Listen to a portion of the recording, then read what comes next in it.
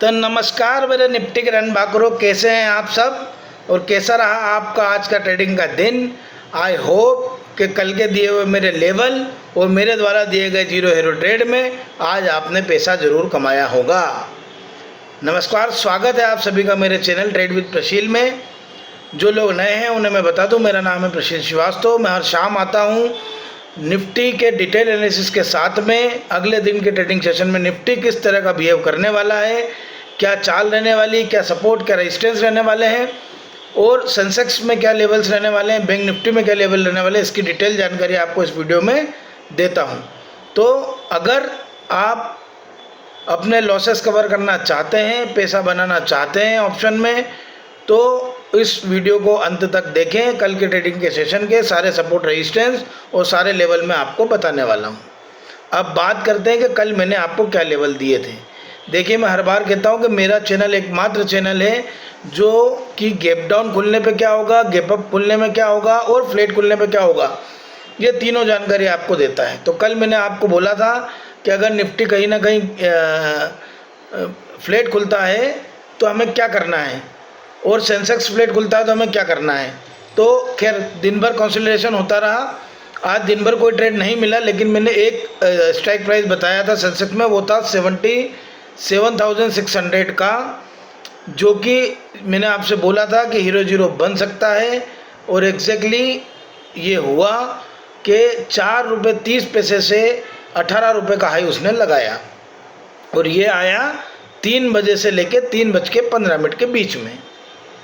तो कहीं ना कहीं मेरा एनालिसिस सही रहा। आप लोगों ने पैसा कमाया या नहीं कमाया, इसके बारे में मुझे कमेंट करके बताइएगा।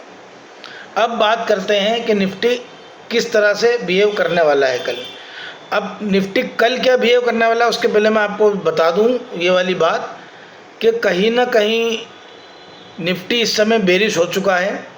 पहले के वीडियो एनालिसिस में मैंने आपको बताया था कि 24,800 की चाल शायद हम ले सकते हैं 24,200 से, लेकिन क्योंकि वार की न्यूज़ आई और ट्रम्प चाचा ने फिर से एक नई विस्फोट करा, तो उसके कारण मार्केट जिस लेवल पर रुकना चाहिए था, जो सपोर्ट होना चाहिए था, उस सपोर्ट को तोड़ के मार्केट नीचे चला गया। तो अब कहीं ना कहीं एक नया रिवर्सल जोन निफ्टी के लिए बन चुका है, जो कि मुझे लगता है 23,600 का है। तो निफ्टी को अगर रिवर्स होना है तो 23,600 तक निफ्टी जाएगा।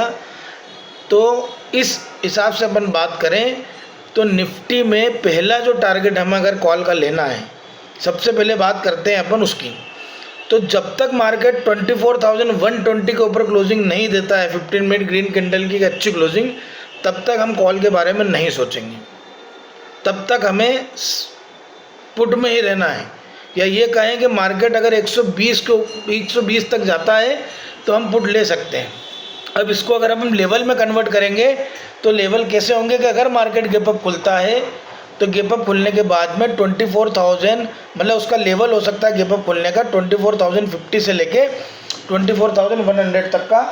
अब अगर मान लीजिए निफ्टी 24,120 के ऊपर गैप अप दे देता है, सस्टेन कर जाता है, 15 मिनट की ग्रीन कैंडल बना देता है, तो हम कहीं ना कहीं कॉल ले सकते हैं। हमारा टारगेट होगा 24,200 का। अब अगर मान लीजिए निफ्टी गैप डाउन खुलता है तो गैप डाउन के लेवल हो सकते हैं 23,900 से लेके 23,850 तक के। 850 के नीचे अगर रेड कैंडल बनती है तो निश्चित तौर पे हमारा अगला लेवल होगा 23,775 का। अगर वो भी बाइसेक्ट होता है तो हमारा टारगेट होगा 23,700 का, और निफ्टी उसको भी बाइसेक्ट करता है तो उसका अगला टारगेट होगा 23,600 का। अब फ्लैट खुलने पे क्या करना है, अगर निफ्टी फ्लैट खुलता है तो भी हमें लेवल्स याद रखिएगा 24,120 के ऊपर ही हमें कॉल पे जाना है।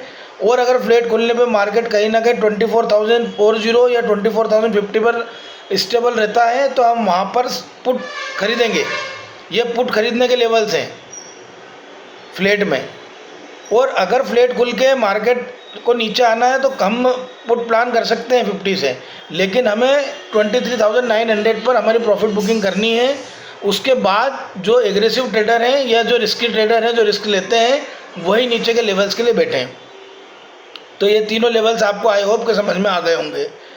अब बात करते हैं बैंक निफ्टी की। बैंक निफ्टी में अगर 57,400 के ऊपर क्लोजिंग आती है तो कॉल में 200 पॉइंट्स हम गेन कर सकते हैं, और अगर 56,800 के नीचे रेड कैंडल की क्लोजिंग आती है तो 200 पॉइंट पुट में हम गेन कर सकते हैं।